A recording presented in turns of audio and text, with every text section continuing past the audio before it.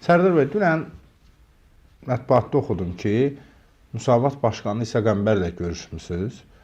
Yəni, belə bir məlumat yayıldı. İstəyərdim özünüzdən dəqiqləşdirin. Belə bir görüş olubmu? Açığı deyim ki, biz görüşmüşük və görüşdə də razılaşdıq ki, bu Hətta barədə... deyilir, Pənah Hüseyn də görüşdə iştirak edib. Bəli, Pənah Hüseyn, mən və İsa bəy görüşmüşük və razılaşmışdıq ki, çünki bu belə qeyri-rəsmi bir görüşdür. Uzun müddət mən İsa bəyi görmürdüm. Eşitdim ki, yıxılıb qolunda da bir xəsarəti var, səhətində problem var. Maraqlandım səhəti ilə və getdik, biz görüşdük və razılaşdıq ki, bundan bağlı rəsmi bir şey olmasın da. Yəni, bu necə mətbuata sızıb deyə bilmərəm şəxsən, amma bir halda sızıb bizim burada başqa da gizlin bir görüşümüz olmuyor.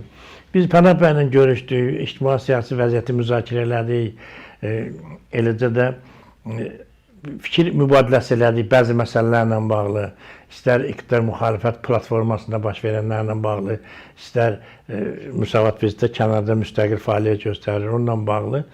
Elə hesab edirəm ki, bizim fikirlərimiz çox qarşılıqlı olaraq demək olar ki, üçümüzü də razı salan bir görüş oldu. Amma İsa bəy, yəni bu görüşün davamlı olması, bunu bir formata çevrilməsi məsələsində bir razılıq gəlməmişik.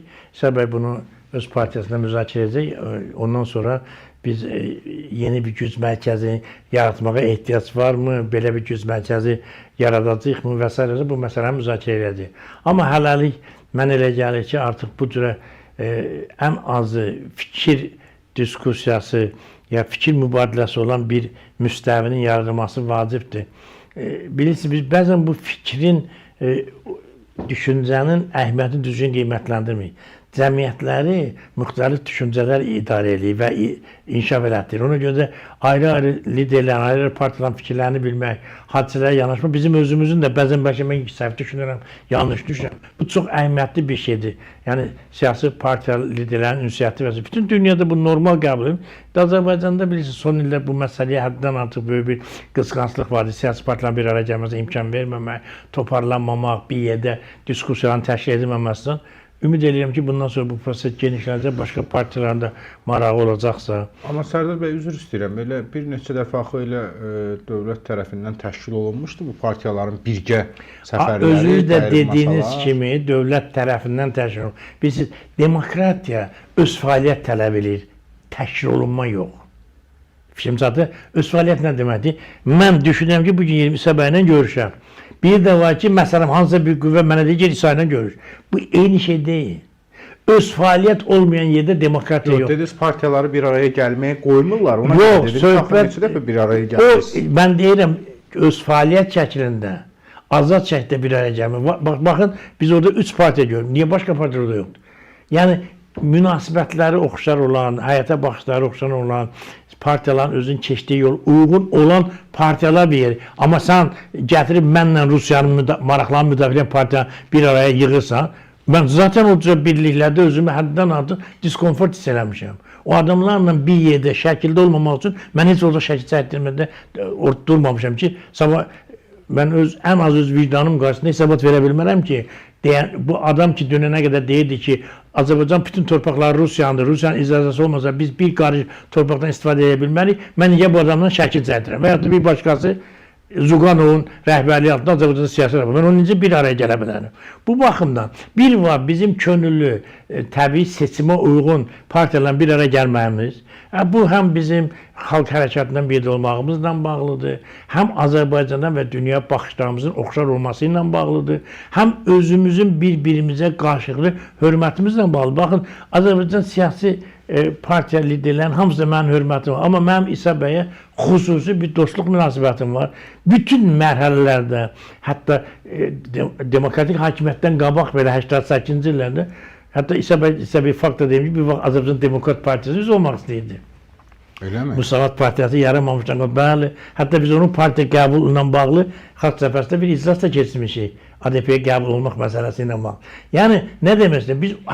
Biz eyni zamanda İsa Qəmbər Müsavat Partiyası təhsilində bizim partiyanı da o təhsilçilərə dəvət elədi. Sonraki prosesdə də o alınmadı. Yəni, siyasi tariximizin müxtəlif vaxtlarında biz dəfələrlə bir yerdə olmağa cəhd eləmişik.